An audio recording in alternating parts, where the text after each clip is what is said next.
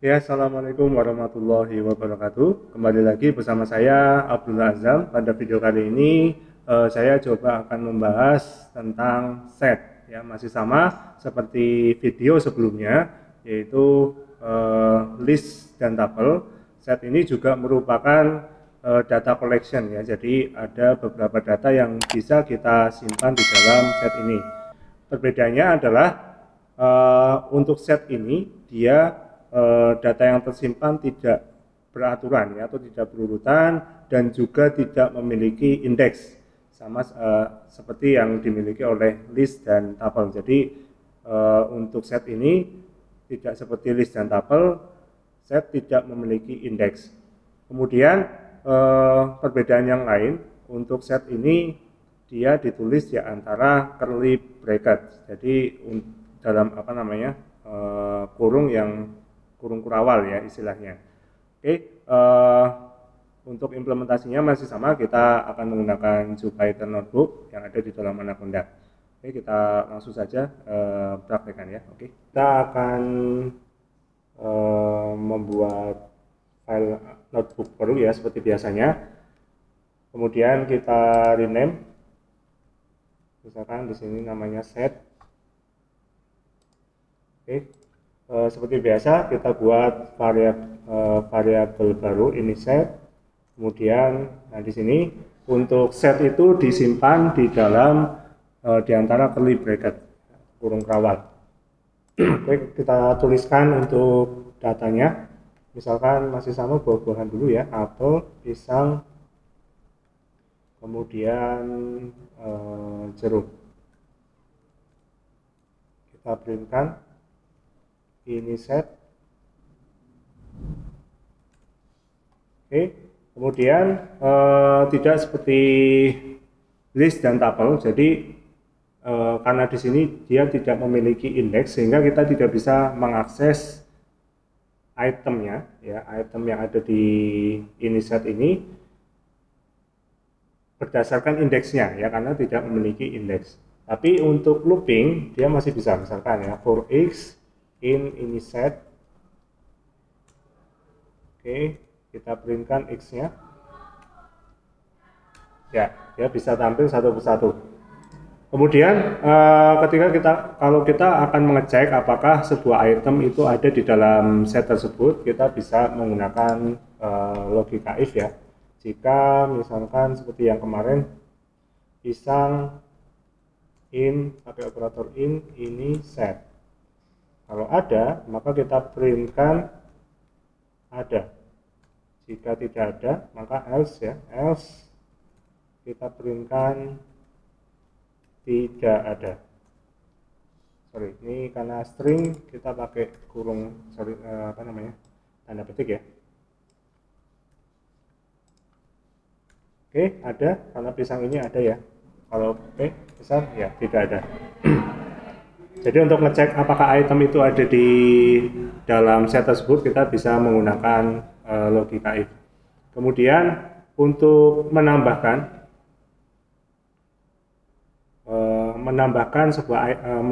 item ya di dalam set ini sendiri, ada dua metode yang bisa kita gunakan. Yang pertama metodenya adalah add atau fungsi add ya. Jadi ketika kita akan menambahkan satu item di dalam set yang sudah kita miliki, kita bisa menggunakan fungsi add. Caranya gampang, kita tuliskan pertama variabelnya tadi ini set, kemudian kita tuliskan fungsinya add. Kemudian dalam kurung nama item yang akan kita tambahkan, misalkan manggis.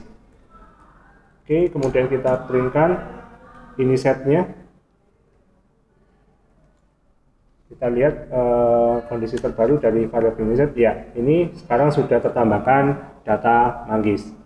Kemudian kalau kita mau menambahkan item dengan jumlah yang banyak, lebih dari satu, kita bisa menggunakan fungsi update. Jadi sama ini set, kemudian dot update. Nah, perbedaannya adalah di sini kita gunakan ya, ini dalam kurung. Nah, sebelumnya kita tambahkan dulu menggunakan square bracket ya, baru kita tuliskan item-item yang akan kita tambahkan, misalkan durian. kemudian apa lagi, lebih dari satu ya, bengkoang, satu lagi duku. Dan kita printkan, kita cek kondisi terkini dari ini setnya. Ya, sekarang sudah ada bengkoang, durian, dan duku. Oke, itu untuk menambahkan item, baik itu satu item maupun lebih dari satu item. Kemudian jika kita akan mengetahui panjangnya, kita bisa menggunakan sama ya, masih pakai len, bisa len, kemudian nama variabel ini set ya 7. Jadi 7 ini dari yang terbaru ya, 1, 2, 3, 4, 5, 6, 7. Oke. Kemudian untuk fungsi selanjutnya, misalkan kita akan menghapus ya, menghapus item yang ada di dalam variabel ini set ini, kita bisa menggunakan fungsi remove ya, ini set.remove. Kemudian dalam kurung sama item yang akan kita hapus, misalkan manggis. Oke, kita printkan insetnya untuk ngecek apakah manggisnya hilang atau tidak. Ya, sekarang sudah tidak ada item manggis, sudah kita hapus menggunakan fungsi remove. Kemudian untuk menghapus kita juga bisa menggunakan discard. Ini sama hasilnya ya, jadi kita bisa menghapus item tersebut, item yang ada di dalam set ya. Jadi pakai discard. Nah, ini kemudian kita isikan nama item yang akan kita hapus, bengkoang misalkan. Kita cek, kita print ya, ini setnya. Oke. Kita cek bengkoangnya hilang, ya bengkoangnya sudah hilang. Jadi untuk meremove, untuk menghapus item yang ada di dalam set, kita bisa pakai fungsi remove atau discard. Ini sama saja. Kemudian sebenarnya kita bisa juga menghapus item yang ada di dalam set ini menggunakan fungsi pop ya, sama seperti list dan tabel. Cuma kalau di list dan tabel karena dia berurutan, pop ini yang akan dihapus adalah item terakhir. Cuma ya, sekali lagi yang namanya set ini tidak berurutan, tidak memiliki indeks. Sehingga kalau kita pakai pop, kita nggak tahu item mana yang terhapus. Jadi kita perlu cek, misalkan ya, kita simpan dulu di dalam sebuah variabel x sintaks untuk menghapus menggunakan fungsi pop.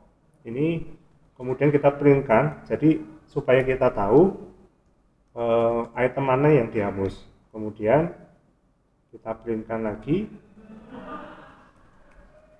variabel atau kondisi terbaru untuk ngeceknya ya.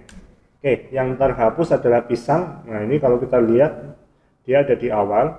Kemudian ini adalah keadaan terbarunya ya, data yang sekarang ada di dalam variabel ini set. Oke, kemudian yang selanjutnya kita juga bisa menghapus item menggunakan fungsi clear, ini set.clear. Jadi kalau kita pakai clear ini semua itemnya akan terhapus, itemnya saja ya.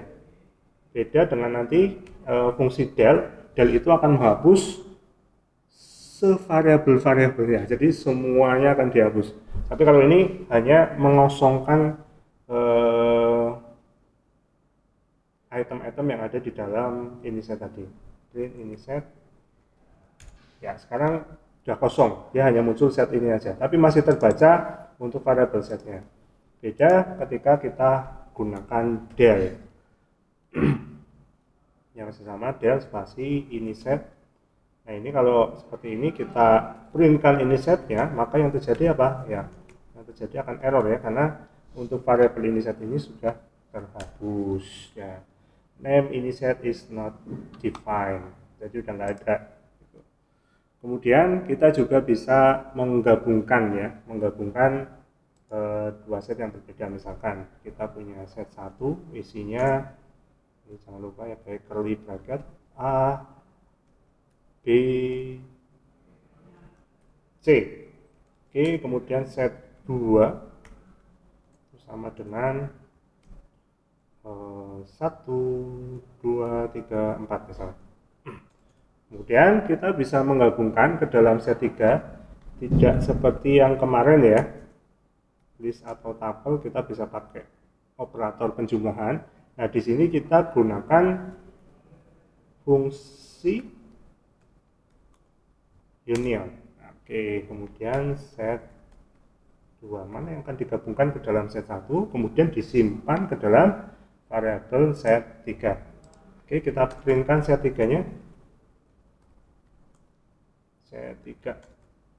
Ya, nah sekarang jadi 1, 2, 3, 4 CAB nih, ngacak ya. Sehingga ya ini ya tadi set ini tidak berurutan.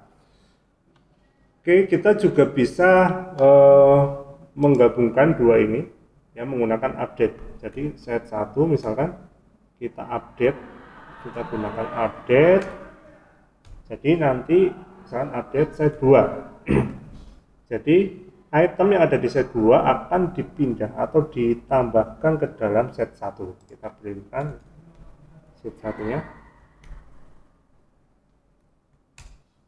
1, 2, 3. Oke, sampai ya. Oke, kemudian masih banyak ya. Contohnya misalkan ada lagi intersection. Jadi kalau intersection ini dia akan ngecek sih sebenarnya. Oke, misalkan ada variabel A, ini ada Google,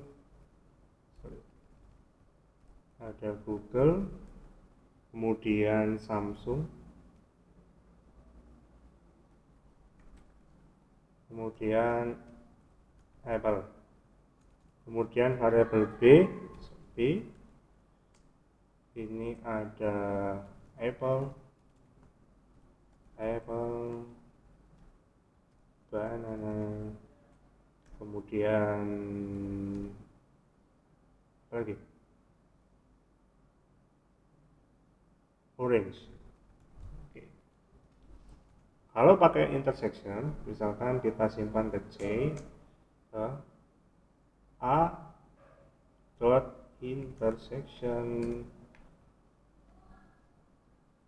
B, gitu ya. Kita printkan setnya. Apa jawabannya? Apa hasilnya? Print C. Hasilnya adalah apel. Jadi dari variabel A dan B, item yang kemudian dia beririsan itu adalah apel. Kemudian apa lagi ya? Misalkan ada lagi, ini terakhir sama, misalkan A kita gunakan fungsi is subset ya. Jadi untuk is subset ini dia akan mengembalikan sebuah hasil true or false.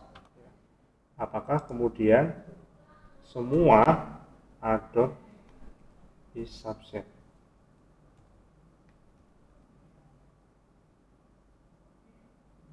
B ya. Kita printkan, misalkan ini disimpan di C.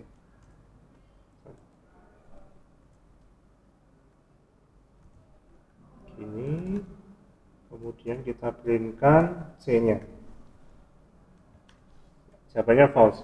Jadi apakah semua data yang di variabel A masuk ke dalam variabel B ya? Di sini hanya item Apple saja yang ada di variabel B. Jadi tidak semua item yang ada di variabel A masuk ke dalam variabel B, sehingga jawabannya false. Kecuali misalkan ya ada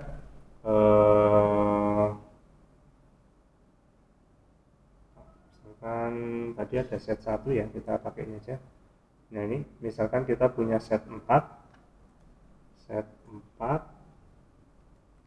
sama dengan 1, 2, 3. Oke, kemudian kita set 5 sama dengan set 4 itu is subset set 3. Set 5. kita printkan set 5-nya true ya, karena ini 1 2 3 yang ada di set 4 ini itu masuk di sini set 3-nya ya. Set 3 ini isinya 1 2 3 4. Jadi di set 4 ada 1 2 3, ini termasuk juga di dalam set 3. Jadi semua item yang ada di set 4 masuk di dalam set 3, yaitu untuk is subset. Oke. Jadi itu ya terkait dengan set ya, ini masih sama merupakan data collection. Perbedaannya adalah set ini dia tidak berurutan dan tidak memiliki indeks, kemudian dia ditulis di antara curly bracket. Oke, mungkin itu semoga bermanfaat. Terima kasih. Nanti kita lanjutkan di video selanjutnya. Akhirul kalam, wassalamualaikum warahmatullahi wabarakatuh.